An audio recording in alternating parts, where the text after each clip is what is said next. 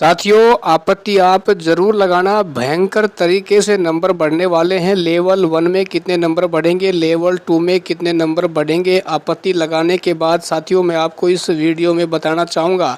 और कौन कौन से सब्जेक्ट में यहाँ आपके कितने क्वेश्चन हैं जिस पे आप आपत्ति लगा सकते हैं, और डंके की चोट पे साथियों वहाँ आपको नंबर मिलेंगे। ठीक है ना। तो इस वीडियो में आपको सारी जानकारी यहाँ क्लियर करना चाहूँगा। और उसके अलावा साथियों मैं आपको यहाँ बताना चाहूँगा, काफ़ी साथी इसको लेकर निराश हैं, खासकर लेवल 1 के स्टूडेंट की सर महिलाओं को 50% आरक्षण दे दिया गया है, तो अब हमारा क्या होगा। देखो दोस्तों, जो इतिहास में होना है वो हो चुका है। अब आपको निराश होने की आवश्यकता है नहीं। आपको हाथ पे हाथ रख धर के खाली हाथ नहीं बैठे रहना है। ठीक ना। आपको तैयारी करनी है, मेहनत करनी है। अब 2 घंटे और आपको एक्स्ट्रा पढ़ना है। ठीक है ना।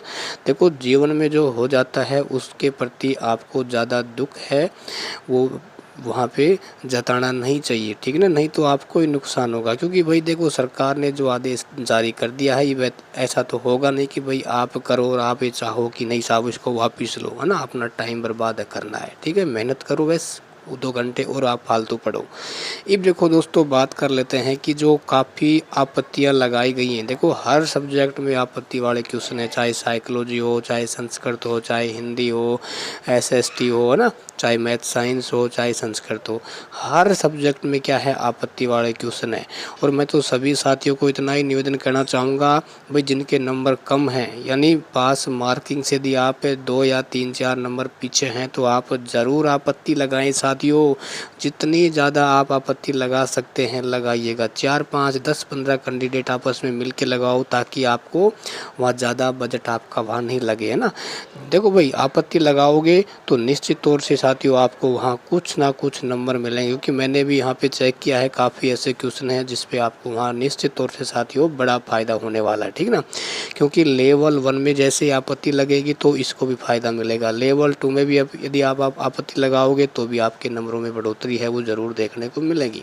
लेकिन आप ये सोच रहे हैं कि भाई मैं तो आपत्ति नहीं लगाऊंगा। ठीक है ना।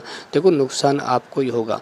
देखो, मेरा ये मानना है, जैसे मान लो आपके 92 नंबर हैं या इसमें 84 है, जैसे ओबीसी वाले हैं, यदि आपके 84 हैं, जनरल वाले हैं यदि आपके 92 है, यदि विधवा कैंडिडेट यदि आपके 76 हैं, तो बिल्कुल आप कहाँ पे हैं, बॉर्डर पे खड़े हुए, है ना। तो ऐसी कंडीशन में भाई आप आपत्ति ज़रूर लगाएं। भाई मान लो कुछ नंबर कम भी हो गए तो ऐसा तो ना हो कि भाई आप भर्ती से बाहर हो जाओ। आपत्ति लगाओगे तो कुछ नंबर मिल जाएंगे, तो आप ही तो कम से कम निश्चित तो रहोगे ना कि भाई हमारे चलो नंबर तो बड़े हैं। मान लो 1 नंबर 2 नंबर कम भी हो गए तो इसका नुकसान आपको उठाना पड़ सकता है। ठीक है ना। देखो भाई, 100-200 के लिए आप ऐसा मत करो, आप अपने जीवन के साथ ऐसा खिलवाड़ मत करो, क्योंकि ये भर्तियां हैं साथियों, ऐसा तो है नहीं कि 1 साल में आ जाती है ना। इनको आने में 3-3 4-4 साल लग जाते हैं, और प्लस में आपकी जो एज है वो भी एक बुलेट ट्रेन की तरह गुजर जाती है ना। तो ये मौके बार बार नहीं आते हैं।